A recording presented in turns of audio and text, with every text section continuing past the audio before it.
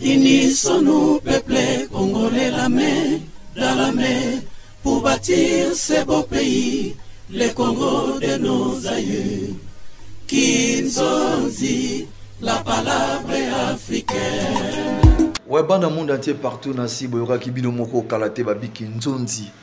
Et tout ça, donc on les a dit, vision, vision. Mesdemoiselles et messieurs, chers téléspectateurs, amis du savoir et surtout amis de cette émission Kinzonzi Plus, votre émission politique à laquelle nous parlons Congo. Il est vrai que l'actualité reste dominée sur la campagne qui ça tenait déjà vers la fin. Je pense que dans quelques jours, la campagne pourra se terminer. Mais entre-temps, il y a deux rumeurs sur terrain que c'est possible, ce qui est quand même modification par rapport au programme de la CENI. Je pense qu'aujourd'hui, à travers ces beaux numéros de Kinzonzi Plus, on va en parler avec notre invité qui est bel et bien l'honorable pasteur Godé Mopepe. Laissez-moi le temps de vous informer que à l'est du pays, quand même, il y a des sérieux problèmes, il y a de l'insécurité, il y a la guerre qui continue, mais entre-temps, la RDC est en train de se préparer par rapport aux élections de cette année ici. On va aussi essayer un peu d'en parler à travers cette émission. La CENI a quelques problèmes. Il est vrai qu'à l'intérieur, jusque-là, ils ont quand même des problèmes de matériel. Et puis, jusque-là, ici, à Kinshasa, par rapport à ce qui se passe au niveau de la CENI, on sent qu'il y a des petits problèmes qu'il faut quand même régler. Est-ce que c'est fort possible à ce que la CENI puisse quand même organiser les élections en date prévue? On va essayer un peu d'en parler avec notre invité. On va descendre sur terrain, voir comment la campagne ça se passe du côté de la Tchango. C'est pas pour rien, nous avons invité le pasteur Godé Mopepe. Il est candidat à la députation nationale du côté de la Tchango. Alors, révérend, d'abord, bonjour. Bonjour, messieurs les journalistes. Et je profite de cette occasion pour saluer aussi tous les Congolais et les Kinois en particulier. Et surtout ma fierté électorale, c'est de la Tchango et précisément celle de la commune de Lancélé et la famille Betchalom. Je vous salue tous au nom du Seigneur Jésus-Christ. Très bien.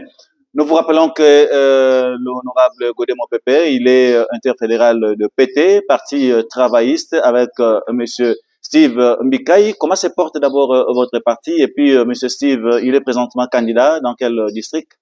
Oui, il est candidat à la députation nationale à la circonscription de Moamba. Et il se porte bien. Il est précisément ici à Kinshasa en train de battre sa campagne.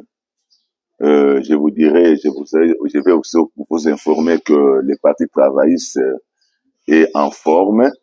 Le Parti travailliste a aligné des candidats à la députation nationale et provinciale ainsi que des conseillers communaux. Très bien.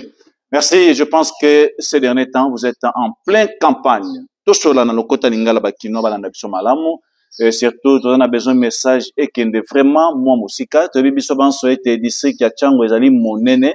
Tant que le première commune, na niveau, ya Kinshasa, première commune à Liboso, où Ezali vaste, où Ezali Monene, Koleka, Ezali Bongo, commune ya Maluku, où Ezwami, na district, Yachango.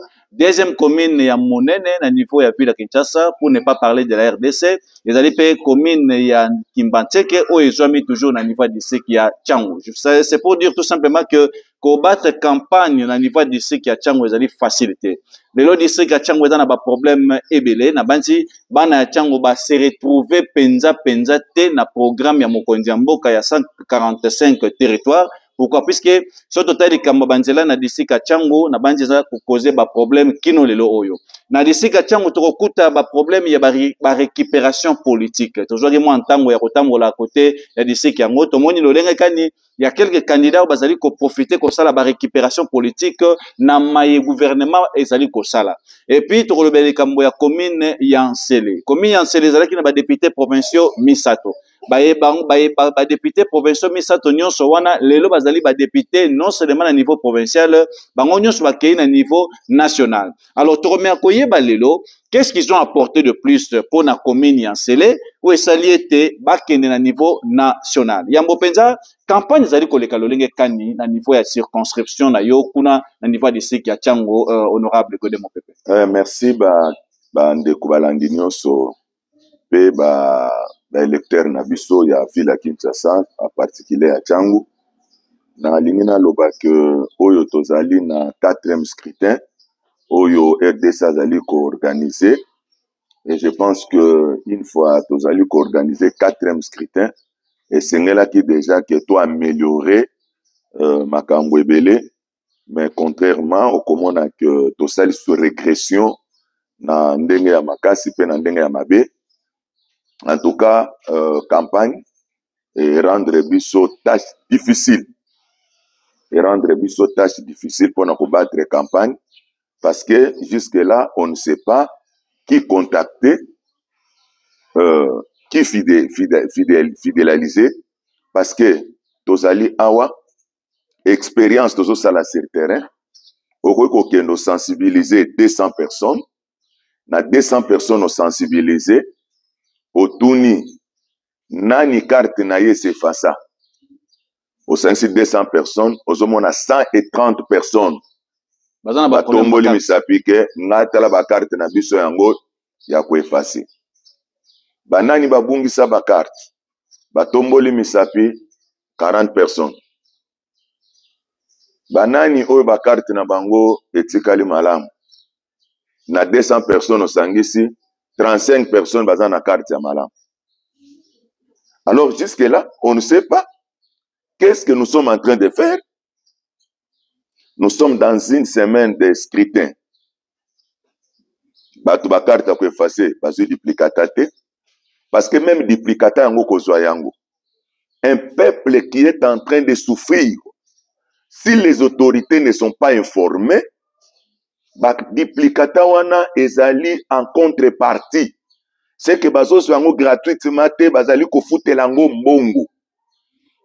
Un citoyen okutazo luka candidat aya ko pesa ata 3000 francs biloko bato ya PPRD baloni na kati ya mitu ya ba congolais que si vous pouvez partir aux élections, tu dois prendre quelque chose entre les mains d'un candidat. Je ne sais pas, le Congo est ensorcelé, le Congo est envoûté et kotina mitu ya bato nyonso okipa ba pasteur ba yebi ke pour voter mutu, a faire élire mutu. Il doit bénéficier quelque chose auprès d'un candidat. Batata ba responsables qui sont appelés à éduquer ses enfants. Batiena mitu na bango, si y a les élections, il faut gagner quelque chose entre les mains des candidats. Les enfants, même des enfants qui ne sont pas encore à l'âge de voter, ils grandissent avec ça dans leur tête. Que ce qui est en élection, avant pour Namutu, il faut appeler ça yombongo, il doit te donner quelque chose. Au 200 personnes, sur 200 personnes, que ce soit le discours que tu as, que ce soit la vision que tu as, tout le monde qui sont là, même Kokoyo Kabazo Yokayote, dans leur tête, Azo Pesabiso, combien? Alors, Ato Lobi Nabango, Ozatana secret moko ko pesa bango pe batoya ki ba mela, ozo pesa pa ya 200 personnes secret ba mela, na kati ya 200 personnes wana, ba électeurs bazali 35. Ceux qui n'ont pas encore jusque-là droit de voter, ils sont majoritaires. Nous sommes en difficulté. Nous ne savons pas qu'est-ce que nous sommes en train de faire jusque-là. Donc nous avons une difficulté totale pour battre les élections, la campagne. Très bien. Je pense que c'est difficile pour fidéliser les électeurs, surtout sur terrain, avec ce qui se passe. Vous venez de suivre l'honorable Godé Mopepe. Ce qu'il est en train de dire est vrai. Je pense que sur terrain, il y a eu même quelque part na ba circonscription moko na ville ya Kinshasa, bomoni ba image zo circuler na ba YouTube, oyo bato population bakangi ba kiti po na nini po candidat sololité, po député à sololité. Et pour na bango, le fait que ba yaki ba lexita na bango, ba jumbongo te, bakangi ba kiti bando ke nango na banji ba image zo le kawana bozomona. Donc ça fait un peu très mal aujourd'hui. Cela prouve à suffisance que eza na virus moko oyo ekota déjà na mito ya bato oyo ezali pasi po ekoka kolongwa. Ndeko pasteur Godé Mopepe. Na ningi omeka ko sala to sala na yo banalisme moke. Na ndenge tozali komonela, to ndenge bino bozali komonela en tant que candidat. Vous sentez que na moi quelques jours to ticket na yango avec ce qui se passe au niveau de la CENI, est-ce que c'est fort possible à ce que la CENI organise les élections na date prévue? Ngai nakanisi ezali na ba émission. Ce qui peut avec votre autorisation, ceux qui beaucoup les qui parce que ça date aujourd'hui de 11 mois. Moi, je l'avais dit, na lobaki ke, ba scrutin oyo, na moi ba retard, oyo tozwaki, na peut ceux na mois de janvier, ceux na mois nini, mais ba image wana na zanango. Ezalaki na chaîne moko ya Perfect Télévision, na lobaki ke, ba élection oyo biso par rapport à moi ba retard tozwaki, tokoki kozwa retard na date prévue, même il y a 1 mois, même il y a 2 mois.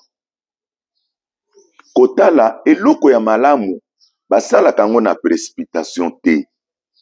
C'est que tel que nous sommes là, élection otozo kende, nde na ute kolobane bandeli, kende kozala élection motozo kende avec beaucoup d'assurance, parce que zali 4e expérience, ya bascrutin. Déjà avec la 4e expérience, je crois que il y a la makambo moko, ba erreur ya ba 3 scrutins passés, et qu'on va l'améliorer. Mais faire encore des reculs, en tout cas, ça fait mal. Ça fait mal. Est-ce que peut-on dire que cette fois-ci, ce sont les élections les plus difficiles c'est les élections, même il y a malou, où ils allaient qui première expérience, en tout cas, Oyo, ça c'est la mort. Ça c'est la mort. Nous sommes des candidats, nous sommes devant une difficulté dont je ne sais pas comment l'exprimer. Nazolo bango na bololo na motema, nazolo bango na passe na motema, to bandi difficulté na kozwa ba carte d'électeur. Ba candidat ebele bazali awa, bo bazali déjà na pouvoir, baza ba député, baza ba ministre, baza ba ne, ba bandi ango, ba bandi nini manœuvre na kozwa ba carte.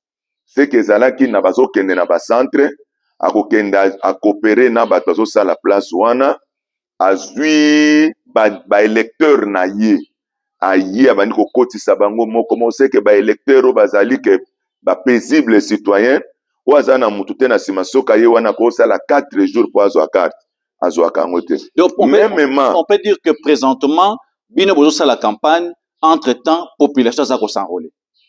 Te na minute za sous enrôlement te. Ezali bazo kende ko luka ba duplicata. Oui, mais ba duplicata wana. Ezo ke na même procédure na même procédure na enrôlement.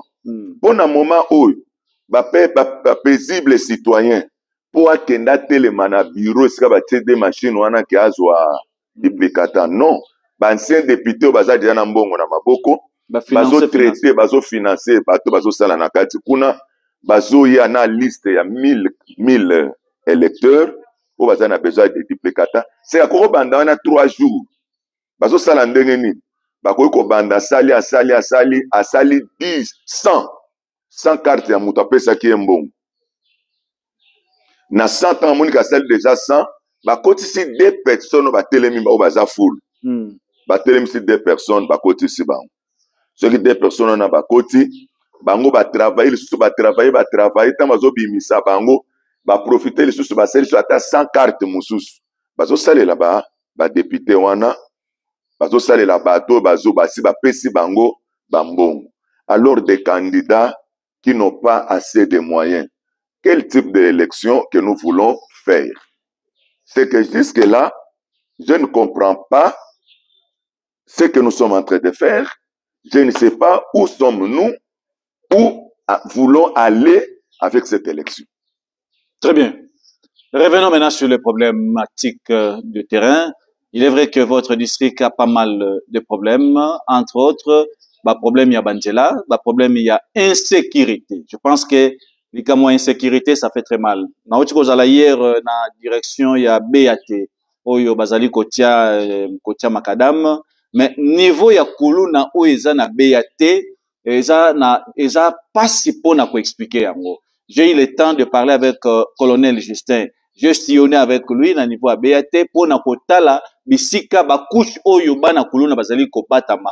Vraiment ça fait très mal. Même la police ba comme une incapacité ya ko résoudre des problèmes ya kuluna. Pourquoi? Na kolanda la police ba monisi ke ata bakangi 30 kuluna batindi bango na parquet, bokomona bango après 2 jours bazongi na bango sur le terrain. C'est ce qui fait qu'aujourd'hui na niveau à BAT et ça passe pour phénomène kuluna ekoka kosila to moni de komo azo sala makasi na ba moyen na yepo ab meka ko baksa susu société moko ya munene na niveau ya BAT wana pour na ko renforcer toujours moi la police pour que moi sécurité to moi qui met eko kokota na niveau ya secteur wana ça fait un peu très mal avec tout ce qui se passe là-bas.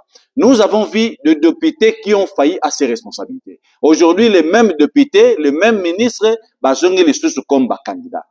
Quelle analyse faites-vous par rapport à ça? Analyse nazali ko sala ambassadeur Nixon. Nakanisi makambo ya élection jusque là peuple congolais ceux qui tozo yebati na élection te parce que oyazolo banabino nazali candidat député national pe provincial na commune Nzele national na Tchangu nakanisi ke na niveau national numéro nange ezali 178 pe na provincial ya Nzele numéro ezali 235.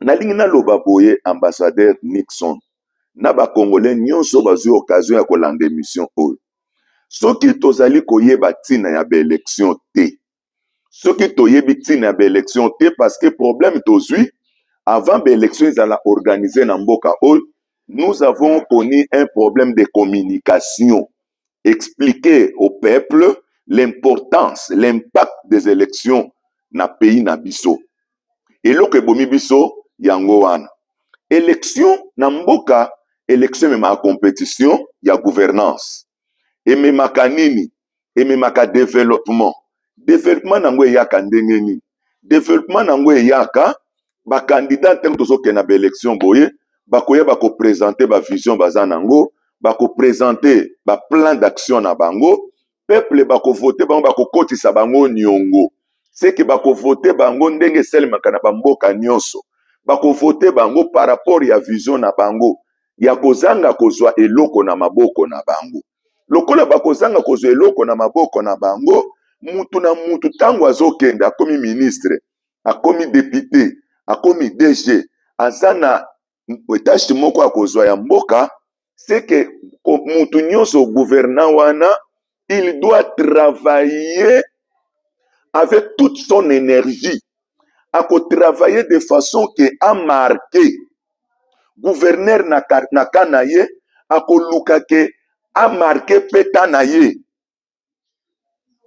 tango mutu nyonso akokota na musala a marqué okomona que c'est le peuple qui vont gagner c'est la nation c'est le pays qui va gagner pourtant mutu nyonso akokota na musala ke na travailler pour na réussite okomona ke mboka ekosala nini mboka ekotombwama alors obiso tozosala na mboka na biso lokola ba élection ekomi hypothéqué c'est que mutu nyonso po a élire candidat il faut azwa mbongo epai na ye azwa eloko epai na ye azwa liputa azwa bassin inconvénient nango bakongolais loko tozosala eza nini lelo ndenge tozosalela ba élection oyo ba oyo tozali kodiri ba oyo tozali kovote baza bato bakokende kotravaille mpo na Congo te tozali kovote bacommerçant bazwi fond na bango capital na bango baye bapesi peuple balia yango seke ntango azobima azokoma député ntango azokoma ministre azokoma DG il va pas travailler pour les Congolais pour la nation congolaise mais à travailler pour récupérer son argent. Après avoir récupéré son argent, c'est ce que nous avons vécu, c'est ce que nous sommes en train de vivre.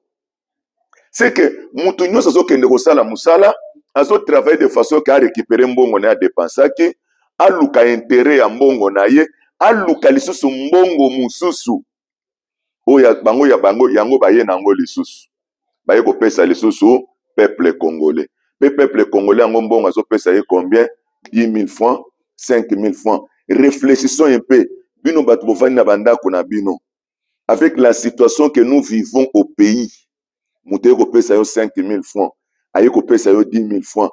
Po tinda lisusu commerçant kende ko sala commerce. Au lieu to tinda batu ko travailler pour na mboka na biso mboka développer, biso to zwa misala, biso to se retrouver mboka tombama, au tindi commerçant, apesi yo 10 000 francs. Réfléchissons un peu. Les 10 000 francs qu'on te donne là, vous avez une garantie en daku, yo célibataire ozo landanga, honte à toi. 10 000 francs, 5 000 francs, vous n'avez pas un candidat. Vous avez un kobala nango, vous avez un kosala nango prédot, vous avez un kosala nango présentation. Yo zana bilamba te 10 000 francs, vous avez un kosomba bilamba, vous avez un équipement yandaku, nandaku na yo. Honte à nous les Congolais. Honte à vous. Honte à nous tous Congolais. Parce que c'est tous les Congolais, sans exception. Honte à nous. Parce que Nabatoso Salanaseni, vous êtes prêts de prendre de l'argent auprès de ceux qui ont travaillé, qui ont détruit cette nation. Bobosongi Sabango. Honte à nous les Congolais. Honte à nous. Toto tinda ba dirigeants, oyo ba kosala musala pona Congo te, c'est pour gagner l'argent, leur intérêt. Yango zomona ke azana courage. Ba yebisinga na ba gouverneur na biso ya ville ya Kinshasa, na moni pas azali sous candidat député. C'est pe bato so beta maboko. C'est que na mboka na biso makambo ezo salema o diriger malam te. Soko yena mbongo na yo peuple congolais bako betelo maboko. Peuple congolais bako yamba yo. Bako ya pe batandeli o maputa so ngokota na kata salle. Atandengo piye, atandengo tiki mboka na kao, atandengo tiki ville Kinshasa na kao, mais soki oye lisusu lokola candidat bako yamba yo po azo 10 000 francs pe bako kende ko voter yo.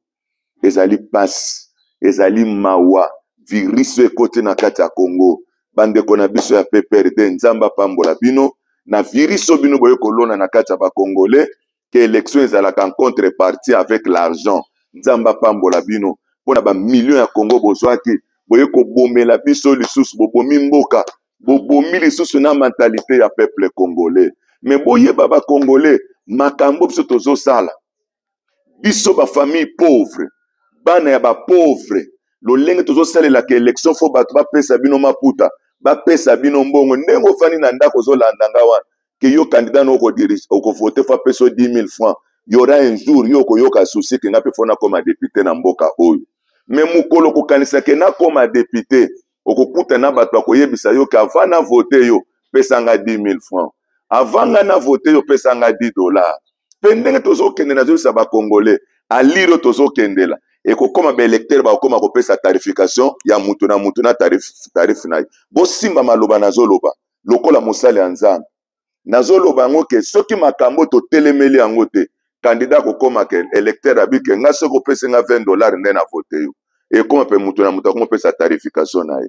Bon tant to koma na niveau wana je ne sais pas toi l'enfant d'un pauvre qui est là na yebite yo mbongo ku banda ko pesa batu wana po ba okoma candidat lobo koma député na yebite soko ko sanza yango na yebite soko ko bota yango. C'est que loko tozo sala oyo lelo que avant de voter candidat, faut appeler yo mbongo, appeler yo liputa, appeler yo loko, biso bana ba pauvre tozo mitongela mur. Bato ape perdre batiaki fondation, biso tozo matisa ba brique.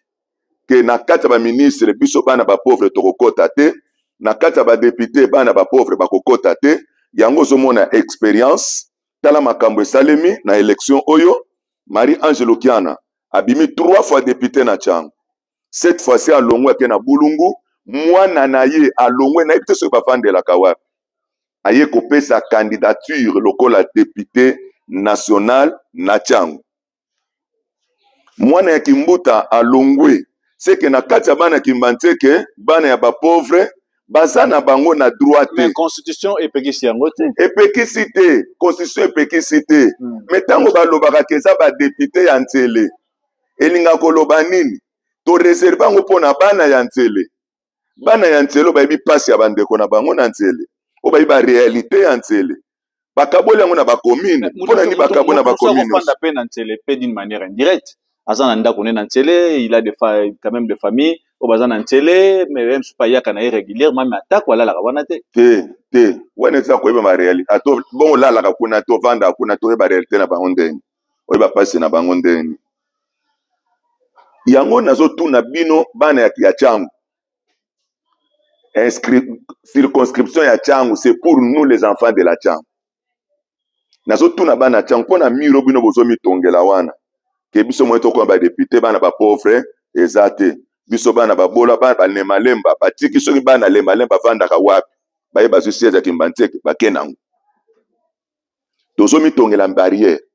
Mais la question que moi je me pose à tout moment, honorable Godé Mopepe, dites-nous un peu aujourd'hui, tant que vous allez que le Kamba ba vrai, batoyo bazali ba vrai, ba natif, ya soki pechango, moamba, funa, ainsi de suite. Revenons un peu sur district Nayo. Tant que l'élection ba vrai, mi balé, oh, baza outi kozala ba député, ba outi kozala ba ministre, ba outi kozala ba bourgmestre, oh, basali quelque chose na niveau secteur Nayo.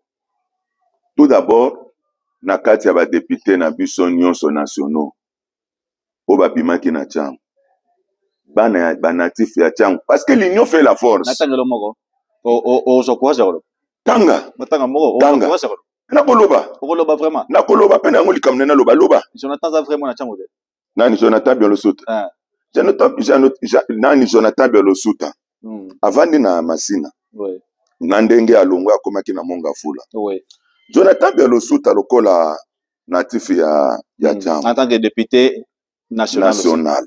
Le problème c'est quoi? Pona nini balobaka ke na changu bazala neti na 2018 bazala 18 députés. Parce que tant on a yebi réalité ya changu yo yebi biso nyonso 18 to yebi. Tant biso nyonso to kotelemela changu l'union fait la force. Bongo so toza na 18 sièges ya changu.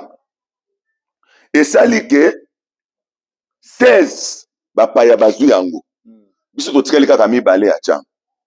Na mibale wana or constitution pesi biso nzela ke tozala na 18. Tozala na 18. Totikali kaka mibale. Po 16 wana mususu makambo ya changu bayebi yango te. Nzala oba na changu balala bango bayebi yango te. Ndenge bambula soki ebeti ndenge babalabala ekoma ke esika kokotisa mutu kezate esika konyata lokola te bango bayebi yango te. So tozaka mibale tozolobela likambo na kata 500 personnes et kozala lokola goutte d'eau dans l'océan mais so toza 18 totelemeli likambo ça va faire une force. Je vous rappelle qu'il n'y a pas que des députés nationaux à Tchango. Ils sont un peu nombreux. Nalingana silisa te baza nombreux te ambassadeur Nixon. Ngana kotangela yo. Nako na tango balala na Tchango. Ya liboso na kena na commune na yo moko. Honorable Chisumpa. Il passe nuit chez lui ici à Ntsele. Honorable Jonathan Bialusuka. Azamo na Tchango. Tozui Florentin, honorable Florent. Afani pe epa na yo na Ntsela, waza député national. Honorable Makengo. Il passe nuit à Massina, non? C'est pour dire que bazami balete bami santé bazali déjà plus. Wana tangina muke mais bazape na msusu ba fa na rappel. Ya ona zali koloba. Inconvénient. Ezo utana no wapi. Na bandaki na ko hypothéquer électorat. Ouais. Yeba ngoto yeba yango boye. Bana ya changu. Lolenge na bakina nyonso en général parce que nazo kanete na moamba kuna. Ba descente ya ba candidat ya kuna. Bazo pesa ba $10. Bazo pesa ba 25,000 francs. So ba yeba sangisi 1000 personnes. Azui ba 25,000. Ba $10 bazo kabole la bato. Faisons un peu l'analyse ensemble. Mutazo sala ba descente azo kabola ba $10. Azo kabola maputa. Tia kende ko silisa électorat na il peut dépenser combien? Mais c'est la réalité, tu venais de le dire au début ici que c'est la réalité à terrain. Non, réalité wana suka inconvénient na ngwezani. Toko kozana na ba naïf ya changu. Baza bato ya changu. Mais avant kende ko koma député wana dépenser que $500,000 na. Pour récupérer $500,000 wana. Il est prêt à tout. C'est la raison pour laquelle les fortes populations bayeba pourquoi bazo kende ko voter. Bayeba importance ya élection ezalinini bayeba rôle d'un député ezalinini pe ba candidat basani ko sala makasi bayeba ba rôle na bango ezalinini puisque aujourd'hui il y a ces députés qui pensent que le rôle d'un député c'est de construire des ponts, c'est de remettre de l'argent aux gens, c'est d'enterrer les gens. Or ce n'est pas ça le rôle d'un député. Le rôle d'un député c'est de voter des lois. Pour voter la loi, pour défendre la population à niveau de l'hémicycle, pour ça la question dans le secteur na yotant que le baka député a joué vacances parlementaires, pour jouer à la base, pour y avoir difficulté ni aux populations à yango, pour jouer à bambela wana, pour que na on a niveau d'assemblée nationale tout comme provinciale. Aujourd'hui, honorable Godé Mopepe, vous allez réclamer les Camboya, couper sa bambon sur terrain. C'est vrai que ça fait très mal aujourd'hui puisque tout le monde le lenge candidat moussou ba koki ata ko la campagne était pourquoi puisque le fait que ba parti epesi bango bambongo Oui, te oui, oui, ebele basali campagne te pe parmi bango tomoni même quelques candidats oyo bamilongoli bango moko sur majorité oui la majorité bakomi komi longwel po bakandidat wana pe lobi bakandidat wana bazalaki pe bazalaki nanu bakandidat te bazalaki pe soki kandidat ye bayebisi eke pesa ngai naza na bana na ngai pesa ngai mpe na mwa eloko na ngai na bana na ngai tosani tokovote yo ambassadeur Nixon nde na tolobaka eza bare tozokomitiela c'était avant hier nakutanaka na ndeko moko ya mwasi na CNPP na 2018 nazobatre campagne nazalaki na mituka ndenge tosalaki todekore yango ntango amoni wewe aye koloba bike non bafoto nazomona yango partout ngai nalobaki kutuke kanda na ovote yeyo lokola mpe nakutani na yo pesanga mwa eloko na ngai yo oza kanda ngai na kovote en échange na emekaki koexorte ye nayebisi mama bavotaka mutu mpona mbongo te ayebisi na kutu nazolinga nakende hôpital na mwana naoza na kutu mbongo ya transport nde nazwaka mwa quelque chose ya transport nazani napesi ye nakutani na ndeko wana cette fois-ci azali candidate député provincial nakutani na polo na ye alati aza na makolo natuni ye yaya ndeni campagne ayebisinga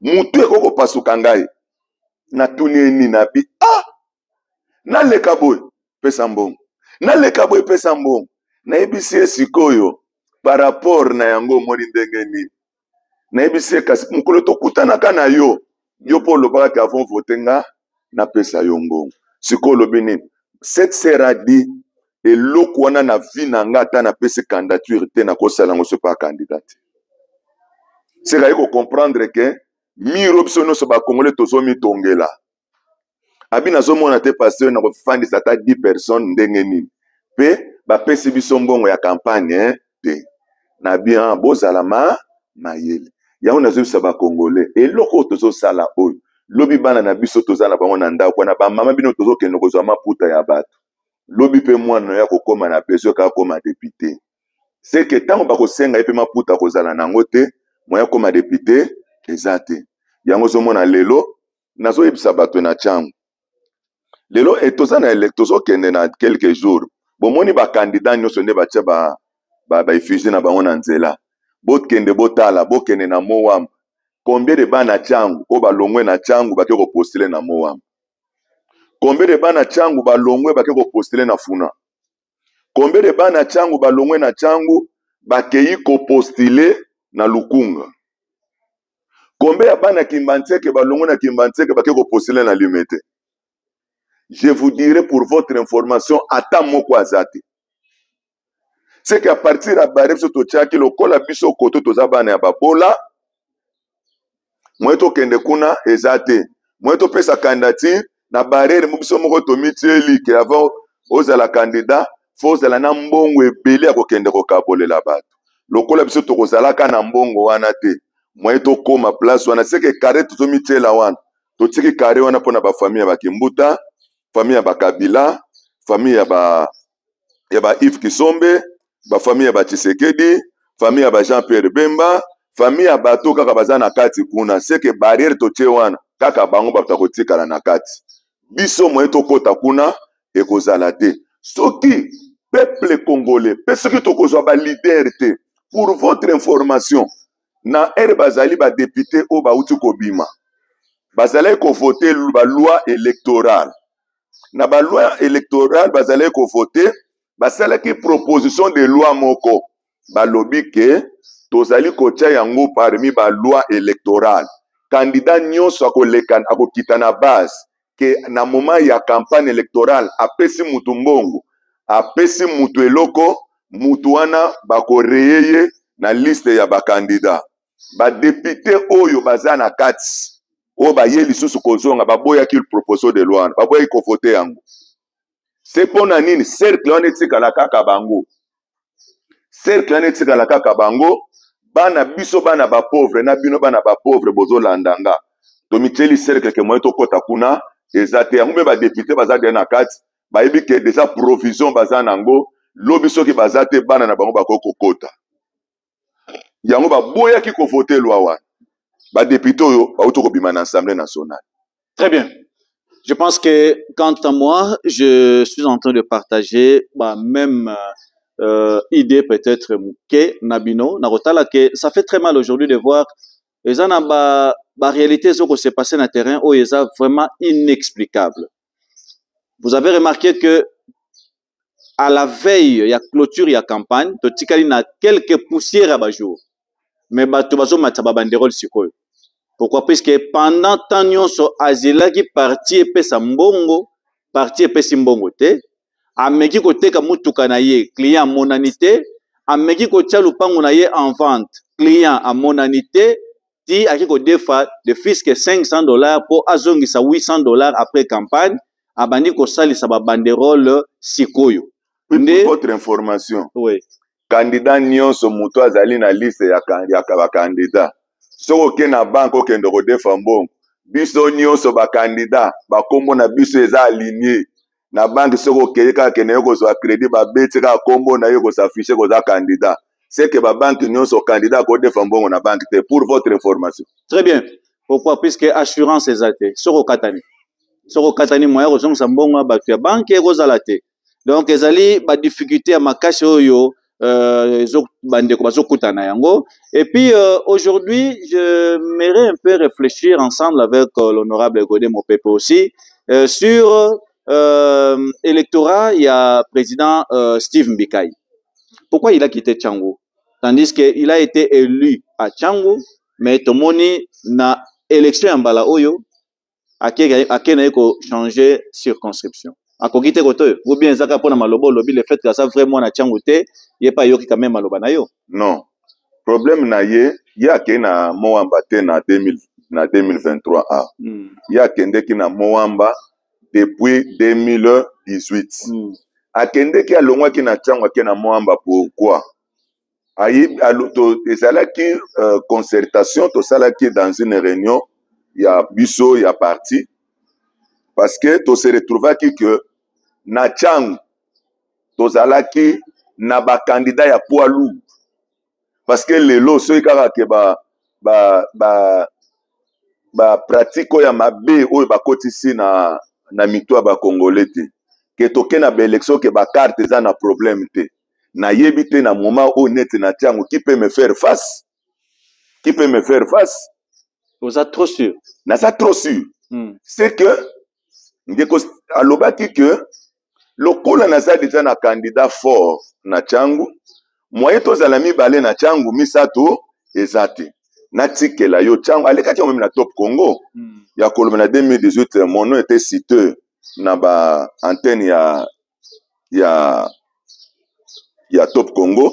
Ya koloba que non, soki na se retirer na Moamba, c'est parce que nazali na deux candidats nanga fort na Tchango. C'est que ngana tikela bango Tchango, ngana kende na Moamba. Mais nakolanda ba discours na yo, vous avez toujours été contre tout celui où yautaka na district mosusu pona ko postuler na district à Tchango. Aujourd'hui ndeko Steve Mbikai ozali parti président et puis autorité morale ya parti na yo, tantôt a postulé na Tchango, tantôt a postulé na Moamba. Vraie circonscription na ezala wapi? Réellement zarabuta wapi? Vraie circonscription na ye ezali na Moamba. Pourquoi yaka na Tchango? Ayaka na Tchango mbala moko. Pona? Non, ezali ke bana ya Tchango tozalaki na information te. Même c'est que élection na mboka na biso na uta koloba ne bandela ok loko ebomi électorat ya Congo, c'est que tango bazali ko inaugurer tozali ko sala lancement ya ba élection na mboka na biso, il y avait pas l'information, il y avait pas une sensibilisation. Même na ba candidat ba yebaki notion ya élection te, oye pa ba électeur, c'est que biso nyonso na ba candidat na ba électeur bango nyonso ba fujibu. C'est que des inconscients, c'est que ba inconscient ba aveugle ba conduire ba aveugle, na ba dirigeant na ba gouvernant biso nyonso mutema makambo élection azate. Mais pour nani ozo pesa faute na bato bazo voter bana Tchango te? Mais non, pour bakara même population wana pe ba voter ki Steve Mbikai. Non, nazoloba kasi nazoloba eza na berere salemaki na lobi yango bien à départ. Nabi que c'était une erreur. Mais mutu tango kei ou avancé, au moni que ici j'avais commis une erreur. Na koki ko démêler na kati erreur te. S'il y a l'erreur, l'erreur ça se corrige. Et si après 5 ans, M. Steve Mbikai revenait encore ici à Tchangu? Ako revenir sur na Tchangu te. Parce que ayebi déjà que na Tchangu, aïsa na ba naïf, ba oyaye, ba candidat na fort baza na Tchangu, peut ba di ko comprendre que mutu na mutu faza na circonscription électorale na ye. Lokola ye aza na Moamba kuna depuis depuis akendeki na Moamba kuna. Na yebite so yeke eza na candidat ni na so sala efas kuna. Il est mieux placé, c'est à Moamba que Steve Mbikai s'est investi. Ba école oyaye moderne ya ville ya Kinshasa eza na limité. Ndaku na ye mama ndaku na ye eza na limité. Famille na ye ya munene eza na limité. C'est que ça naïf ya Moamba. C'est la raison pour laquelle pendant les 5 ans, M. Steve Mbikai n'a rien fait, n'a rien foutu à Tchangu. Non, ce n'est pas 5 ans où il est qui, où il est tout aussi lisa, où il y a Zalaki na Moamba, Azalaki na Tchangu te, na Tchangu Azalaki na 2011. Je parle de 2011. Azalaki na 2011. Bon, pour la même député sur Gaza élu comme député, à Kolobi la Tchangu, député n'a pas salani. Très bien. Député député tongaka ba ponte, député aza on a pour proposer ba loi kota la ba réalité ba besoin ya nini ya circonscription na ye nde ye accueilli et pas ba gouverneur nde accueilli koyebisa bango keta la ba réalité za na circonscription na eza ne loko photo ya na secours ya peuple wa. Très bien. Ce n'était pas à un député de venir faire quelque chose. Merci beaucoup. Je pense qu'on va vous aider par rapport à l'information que nous avons eu avant-hier par un monsieur qui s'est transformé en secrétaire général de l'INC, soit disant que l'INC se sont affiliés avec l'ensemble pour soutenir monsieur Moïse Katumbi. C'était une fausse information. Ce monsieur, c'est parmi des gens, c'est parmi des escrocs qui sont en Europe. Ce sont des choses qui se fait régulièrement et il s'est lancé comme secrétaire général de l'INC. Nabanze bela bat balanda ba message wana na surtout na internet oyo ndeko amonsayi que pour le compte de l'INC va soutenir monsieur Moïse Katumbi. Donc désormais monsieur Vital Kamerhe, il est jusque là ensemble avec le président de la République pour le numéro 20. Et n'oubliez pas très bientôt là meeting Moga Munene et Zana Nifoa Sainte-Thérèse avec monsieur Félix Antoine Tshisekedi Tshilombo et je pense si possible quelques retombées. Il y a meeting il y a monsieur Moïse Katumbi avec l'ensemble dans le même terrain qu'on a à niveau il y a Sainte-Thérèse. La bandi tozo kene molo vers la fin. Tout le bien nous honorable Godé Mopepe en tant que candidat dans le niveau il y a district à Tchangu. Jusque là est-ce qu'il y a des avancées? Des avancées par rapport à quoi? Par rapport à la campagne, tout ce que vous êtes en train de faire au niveau de la Tchangu.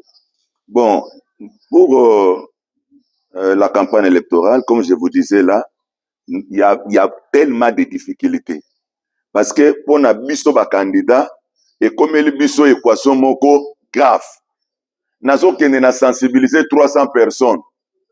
300 personnes, wana, c'est que tant nazo fandi sabango, ezali dépenses. Mais aux offres de 200 personnes, bah, tu na ba carte, bah, 50. 250, ba carte est effacée. 250, on a ba missus, ba carte est à Kobunga. Et puis, dans une semaine, ndena ote ko yebisa bino na ba bureau esika ba tcheke, ba toi ke ne kozwa ba duplicata. Pour information ya ba konzi ya seni, ba tu botie na ba bureau wana, ba zo pesa ba carte wana gratuitement, te. Bazo fout sa batou mbongo population ko dazo luka candidat ko pesa 3000 francs bazo kende na ba bureau bazo senga bango ba $5 ya ba $10 bazo senga ya ba 10000 francs bazo senga bakoso yango wa pe bato bozo fandisa wana azata na idée na mutune ke na okende ozwa carte na okende ozwa duplicata tanzo ke ozwa duplicata te bipso ba candidat bazo kende ko bazo kende pesa ba $1000 ba $2000 na bato bazo sala na ba bureau wana bazo bimisela bato ba récolter ba carte na bango na cité mbongo. Maintenant, élection de campagne tozo sala. Jusque là, mutu esi esui, tozo comprendre ce que comme le kola milinga. Yango découragé yo. Non, ils ont découragé, nous travaillons. Ouais. Hier j'étais à Kimatse que bientôt nazo kitana plaza awa. Lobi na tongo nazo sala na na Kinkole. Après Kinkole, nazo sala na Maluku. On peut vous compter parmi les candidats forts à Tchang présentement. Oui, parmi les candidats forts, je suis là. Parmi les candidats forts, je suis là. Je suis là. Vous allez commencer la campagne à l'américaine. Toujours travailler, toujours battre campagne. Et décourager Bissoté. Mais ça nous semble difficile. La tâche est devenue très difficile. Imaginez, au Sangissi, Naoto Yamba groupe maman moko a. Maman moko très sérieuse. Bayilingai groupe ya 21 maman. Papa toye en tout cas tozana besoin de soutenir, tozana maman tozana moi c'est awa. Toyebi motema malamu no toyebi misala na yo bayela kinga na nasuka moi virgule ezalaki. Bon déjà ceux qui d'abord ceux que to wuti déjà moi boy. Attends moi transport faut payer ça bangot. Mais chose grave. Na tuni ba mama bazalaki wana 21 mama. Bon banani oyo ba carte bango ese effacé na basi babungisa. Na carte na bango 19 personnes batomboli mise papa nga ko to carte na ngatala. Nyonso elongwa elongesa te. Mi bale muso ba ebisenga ke bo muto yeki na bango bi te yanga ezali. Muso pa lobi ke yanga pe ezali na miso nanga na moni yango te. Siko moi muke na zaki nango na peseli bango transport. Est-ce que ba maman na ba carte tango bazo kende kozwa na une semaine etikali? Point d'interrogation. C'est que ça rend la tâche difficile. Très bien. Un de ce matin, la CENI ou encore la Cour va annoncer que ils sont obligés de modifier la date. Quelle sera votre réaction en tant que candidat? Tant que candidat, biso tozali na besoin ya élection ya malam. Tozali na besoin ya élection ya malam. Ba fixer biso avant. Ba yebisa biso avant. Tozali pour ceux qui va changer date. Ceux qui va bâtir 3 semaines, nous les candidats, je parle comme candidat. Nous sommes d'accord. Nous sommes d'avis. Ceux qui répondent à 2 semaines, c'est essentiel que Makambwe va canaliser Makambwe à la malam. Tous en a besoin d'élection, à la claire. To battre l'élection, to gagner l'élection, mon na que l'élection, to gagner l'élection. To ingate to kendenelo comme besoin prison mon na flou, mutuna makolezo yebanate, tantôt boye, to nous ne sommes pas fixés, ba fixer biso. Ce ba ko ba ke report à 3 semaines. Na 3 semaines wana ba biso ke ba fiche na bino ezala kaka na balabala. Soko sangisa bato. Bozala toujours pembeni ya base na biso. Campagne ezalaki prévu et kosila le 19. Ba yebisa biso ke tosali report ya 3 semaines, mais na 3 semaines wana sangisa bato tambola na yo, ce qui teza 3 semaines jour moko avant jour à scrutin, nde wana bo arrêter muta tambola susu na ba effigie na mutuka te, muta tambola susu atambola susu bato na ba polote. Là nous sommes d'accord. Mais ya koloba peut-être que campagne katani tosali report il y a 2 semaines, là nous disons non. Ce qui bazo sala biso report, basalango d'une manière réfléchie. Basalango d'une manière réfléchie. Mutu pa lingi ka bakisa susu ba fiche na nzela abakisa. Mais pour les reports, nous sommes d'accord. Très bien. Nous sommes d'accord. Je pense que au lieu que toke na ba scrutin o ezomona na mutu na makolo. Pour la paix manque à gagner pour la commission et la publicité. Je pense que tous les Congolais n'engé ba yebi yango malamu que lolenge oyo ba candidat ba tie ba banderole na bango partout ba panneau ba futeli yango même pas un 10 francs na niveau à commission et la publicité, tandis que la commission vit que de ça. Donc la commission présentement baza na souci makasi ke ba biloko na elongwa na nzela po bango ba banda ko tia biloko o ba wa ko pesa ba numéro po mbongo to meya ekota na caisse ya l'état. Donc pour l'honorable Godé Mopepe, il est d'accord à ce que ba baksa quelques jours, pourquoi, puisque tout le monde baza conscient, bazo sentir quand même que jusque-là, la CENI n'est pas prête pour organiser les élections à date prévue. Pour ezo monana, ezali kamba kolobate ataka di makangi mutema kangi on a singa to kangi gucha asengeli koyeba ke ba candidat bango moko na population baza ko sentir que CENI baza vraiment prête pour ba koka ko organiser ba élection à date prévue. Basalela ki enquêter que non, tout ça la kaka na désordre wana, tout ça la kaka na mbutu wana, tout ça la kaka po essentiel tout respecter date. Je pense que le wana bande kona biso seni ba sengeli ko revoir yango na ndenge moko ya malam. Alors honorable Godé Mopepe, lelo na district na yo tomoni ba candidat bazali belé na moni pende ko un ancien confrère Jacques Ndala, il est aussi candidat à la députation nationale à Tchango. J'avais pensé aussi que Ndeko Prince Penga la candidat, mais malheureusement, il n'y a pas l'ongola qui candidature na ye. Na moni pe Ndeko Trésor Poutou, l'ancien joueur de Mazembe, azali pe candidat na national na district ya Tchango. To moni bandeko bazali mwa mingi, na moni pe Claude Maluma azali pe candidat na niveau district ya Tchango. Bandeko bazali pe na mwa mingi o bazaba candidat na niveau ya secteur. Mais présentement na lingi Ndeko Godé Mopepe, o meka ko sa population bazolanda yo par rapport au critérium. Population sengeli kota la critère nini pour apesa moto voix. Critère ya kopesa moto voix. Critère pour nanga ya liboso. So lingo pesa mutu voix, azala candidate oyo apesi mutu mbongo, oyo akabolele mutu biloko. Bato bazo kabolela batu biloko, bazo kabolela batu mbongo, ce sont des commerçants. Ceux qui élire bango, bako travailler pour na Congo te, bako travailler pour ba récupérer mbongo na bango ba dépensaki. Ceux qui a commis ministre, ako travailler pour l'intérêt à Congolais te. Il va travailler pour son intérêt, à récupérer mbongo naye, à récupérer pour l'intérêt naye. Critère à liboso eza que mutu nyonso azo kabola maputa, azo kabola ba mbongo ebele pa ya batu. Wana za commerçant bo voter ete. Ya mibale bo voter mutoto yebi malamu, to yebi expertise naye. Olo bango po yozo kabola maputa te, po yozo pesa mbongo te yango. Na loba yango ngai, na loba yango même partout nazo sala campagne. Na koki ko pesa un citoyen, je ne peux pas entrer batama boma bazo tambola bolumbu ngape na koti na bando landa bango bolumbu. Na utai ko sala manifestation moko to sala ki yango année passée. Je pense que sala ki na Aéroclub na mois de la femme. Je pense que na bimisaka mbongo ko sombela ba mama maputa pour na cérémonie wana. J'avais acheté plus ou moins 200 pagnes.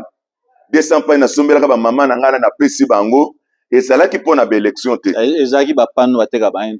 Mais non $1 te. Yango na zolo ba pani wana, yango ka baza ko pesa. Yango bino ba candidat bo circuler nango. Yango ba candidat bazo circuler na. Pona nga tout d'abord, un citoyen congolais au vani na ndako. O bomi nzoto na yo na mwana po tiki mama na yo ata toza na passe. Akende ko landa candidat pour apesa li pour insolukable. Tu as fait insulter ta famille. Tu as fait insulter ta mère, tu as fait insulter même toi-même l'enfant. C'est de la honte. Ngana lobaki yango lelo ata iska na so tambo la campagne nanga. Nazana babazo yanga na créa. Na kata babazo nanga soki bazana fête tozalaka na bango. Na kata babazo nanga ke moko azolela nazalaka ata yanga na présence du comité participe à contribution nanga ekomaka. C'est que ezali moment te que moment kaka ya élection pour élire nga ezala hypothéquer je dois quelque chose. Ceux qui n'a pas quelque chose en condition mukolo pe yo kozala na besoin nanga kokoma conditionnel. Yango makambo toza ko vivre. C'est que même muta komi ministre avant bo voter ye bo pesa ke ba condition yango bango pe na tour na bango po baya na secours na biso ça devait conditionner. Ils ne sont pas redevables. Ils ne sont pas redevables à nous.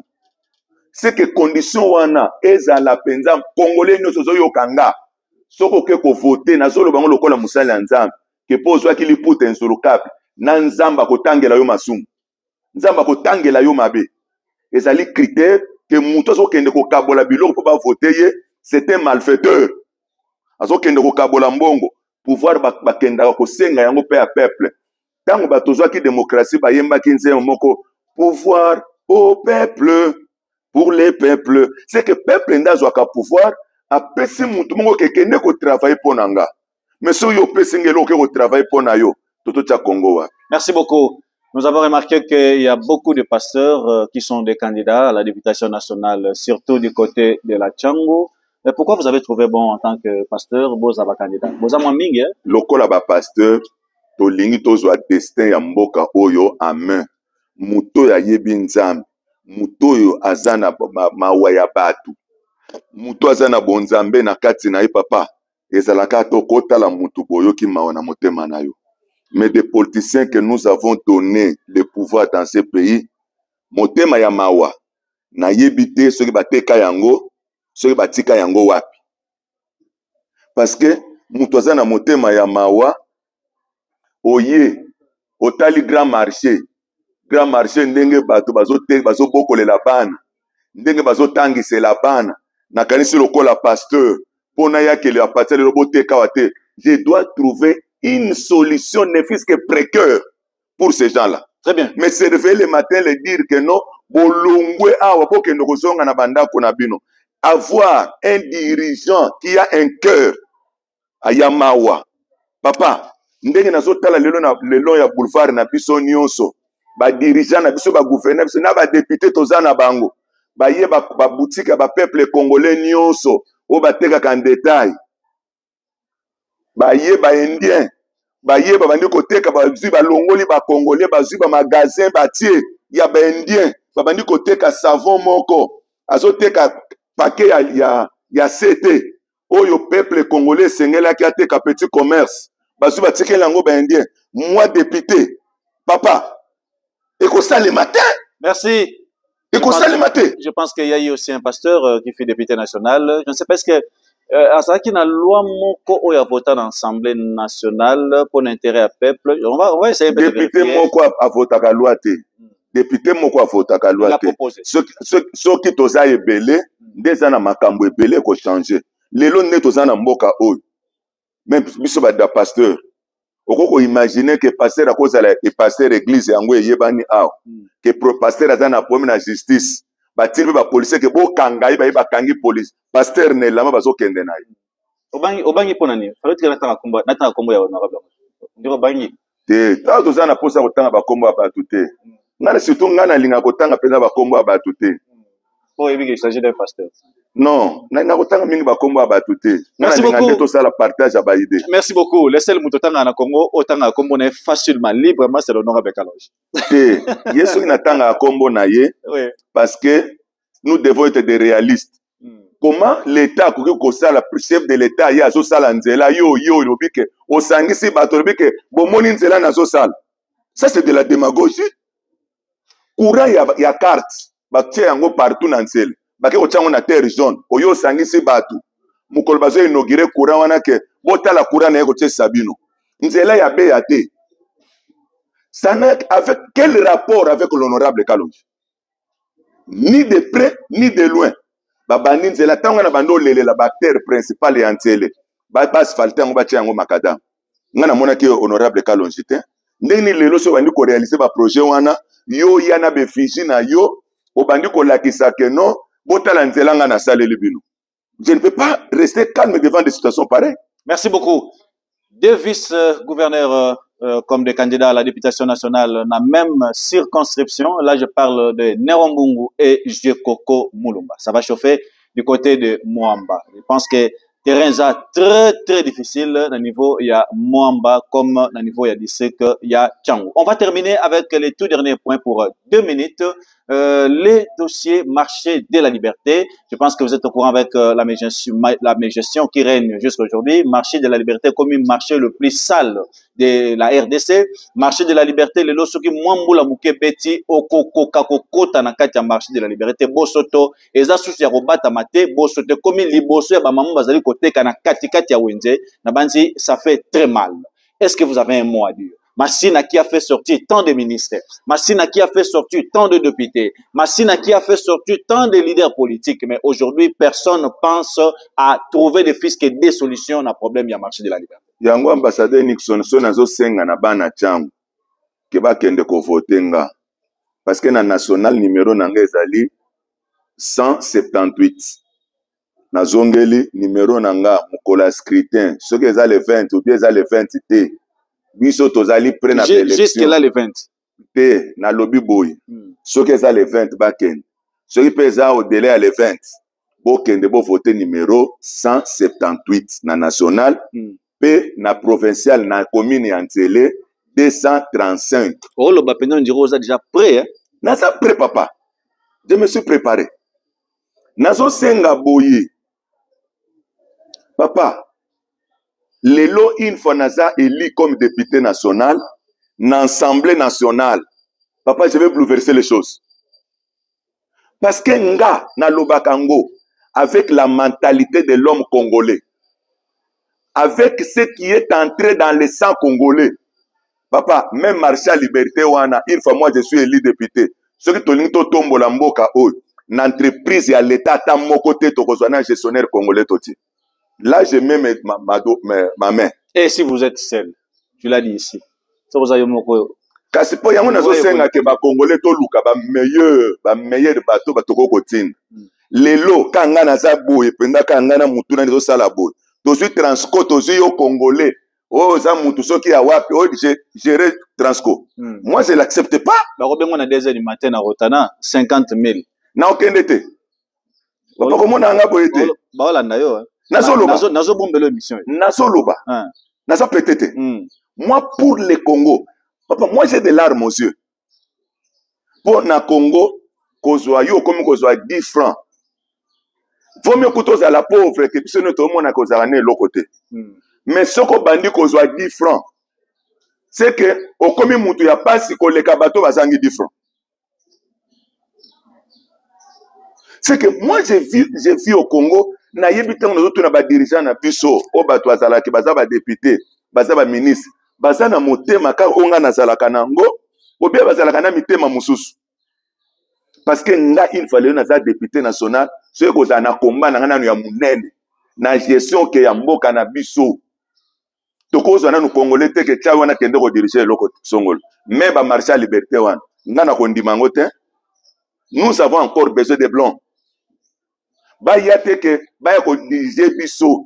Biso ne to diriger bango ke yo zala na marché à liberté wana. Yo diriger na no transco. Biso ne tozo diriger tozo talaye.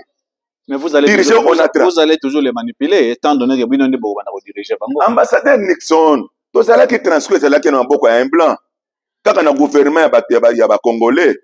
Mais tout n'a pas besoin de la transco, comment ils étaient traités, comment ils étaient payés, quel état s'est trouvé des bis. Mais les locaux gestionnaires, il y a monde là qui n'est pas la transco, n'a pas d'accord te, à tel locaux qui boit lire, n'a pas lobby que non. Kenya kozwa snel nga na ko bouger makam. Moi je vous l'ai dit pe na lobakango 15 jours o kaka ke kozala ka ata mukolo moko na lobakango ke ba pese ngata commune moka lokola ke ngai bourgmestre na dirigeant ville Kinshasa mobimba yoka posa ke na commander bourgmestre commune ba. Merci, je pense que ça se dit toujours comme ça mais... Non, je vous dis ambassadeur Nixon, quand je parle na ibi makamu na lobaka. Ce qui va na komi kaka bourgmestre ya commune moko na Kinshasa. Kinshasa on bero ka posa na comme gouverneur. Merci. Je pense que je vous rappelle il y a aussi un bourgmestre à Tchango qui est candidat à la députation provinciale. Là je parle de monsieur Jeannot Kano qui est le bourgmestre de Kimbantseke, il est aussi candidat à la députation provinciale. Kuna na niveau il y a Kimbantseke. Nabanti. On arrive à la fin de cette émission. On ne peut pas terminer comme ça sans que vous ayez les tout derniers messages. Mais les tout derniers messages, j'aimerais c'est que vous profitez pour 1 minute. Parlez-nous un peu de votre projet de société. Ok, merci beaucoup. Bana ya Tchangu, soki lelo na sengaka ke boye liringa. Premièrement pour na Tchangu, na zalaka na ba axe mibale.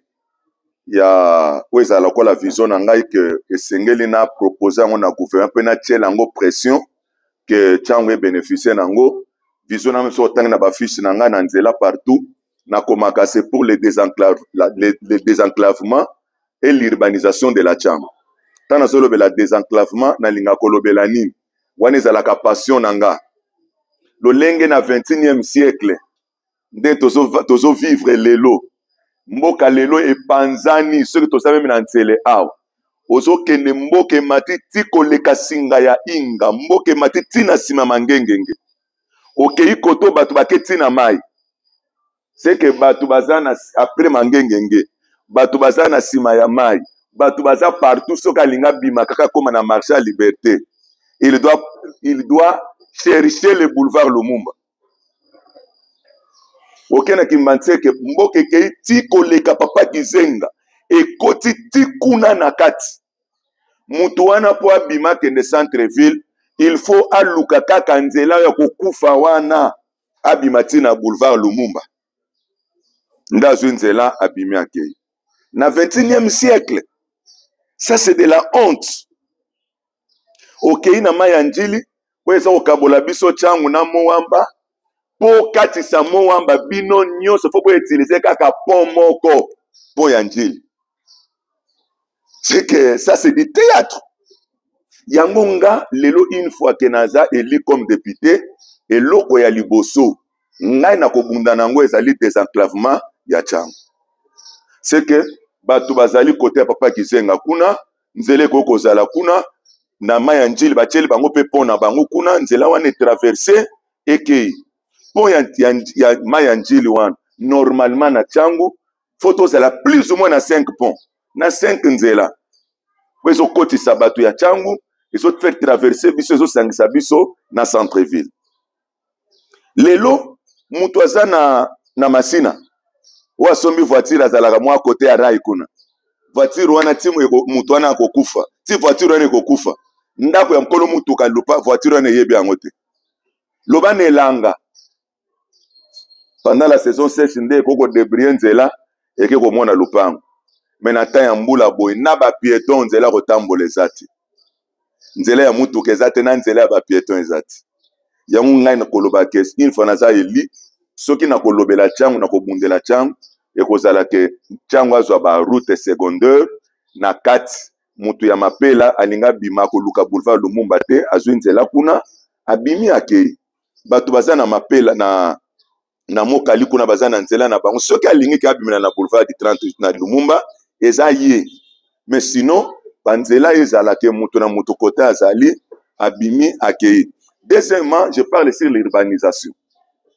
Urbanisation tala lelo banda o bato batonga na bamasina batonga na Pour résumer, puisqu'on arrive déjà à la fin. Oui, c'est que lelo na propose que une fois naza élu comme député national na kosenga na gouvernement azwa district a changu ba construire yango batonga même ba immeuble même ya ba 5 niveaux ba identifier ba kolo mapango bazo kenango ba quartier par quartier bazo déplacer population batongi bazongi si population wana banda ko kotikala soki l'état koteka ateki soki bakotia ba locataire batie l'état kozwa mbongo ebele soki l'état lobi que je ne suis pas à mesure ya kosala yango toko kosala offre na monde il y a des milliardaires na monde basane loko kosalela mbongo te so to lancer offre wana ba partenaire bakoya toko kozwa mususu azuna Kimbantseke atongi Kimbantseke c'est que tant bakotonga Kimbantseke ekozala na avenue moko te ekozanga terrasse ekozala na avenue moko te ekotikala ya mabele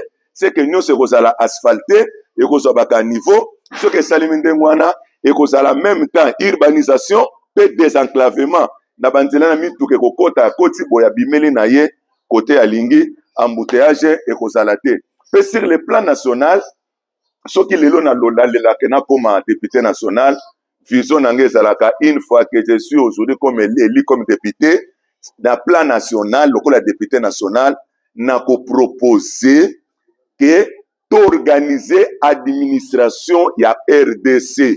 Papa, la RDC n'est pas dirigée, n'est pas gouvernée sur le plan administratif. Sur le plan administratif, le Congo, nous vivons comme des animaux. Sur le plan administratif, nous sommes nulle part.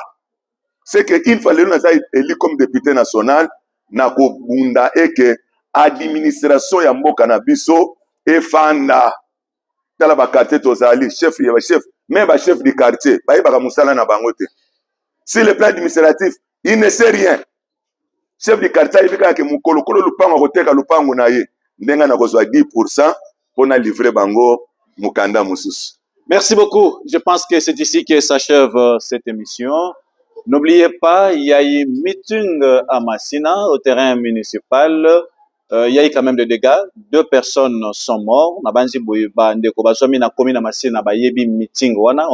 pas voulu vraiment citer le nom de l'acteur politique. Et du côté de Petro-Congo, pendant Carnaval, moi, il y a 7 ans, à Outiko-Koufa, à niveau, il y a Petro-Congo. Donc, nous demandons toujours à nos candidat, tant que ça la manifestation, il faut toujours veiller, il faut être prudent à ce qu'il n'y ait pas quand même de dégâts. Je vous rappelle que le vendredi, on va recevoir Trésor Poutou ensemble avec l'honorable Makambo, tous des candidats à la députation nationale du côté de la Tchango. Un grand rendez-vous à ne pas manquer, c'est à 9h30 en direct. Merci beaucoup au pasteur Godé Mopepe, qui est candidat à la députation nationale du côté de la Tchango. Il avait accepté à ce qu'il fasse une émission seule pendant le 1 heure du temps au plateau à travers cette émission Kinzon Duplice, juste pour expliquer à la population ce qui se passe comme réalité sur terrain par rapport à la campagne de cette année ici. Nous disons merci à l'homme de Dieu, à moins que vous ayez les tout derniers messages pour 10 secondes. Oui, dernier message des alliés que Bana Tchango peut s'en avoir chance. Il y a une tête bien faite pour vous. Bon voter ngai na national numéro nangezali 178 na zongeli. Bon voter ngai na députation nationale numéro nangezali 178. Pe na députation provinciale ya commune Ansele numéro nangai ezali 235. Numéro ezali 235 pour na députation provinciale ya commune Ansele. Merci. On va se retrouver avec vous au courant de la semaine. D'ici là, portez-vous bien et au revoir.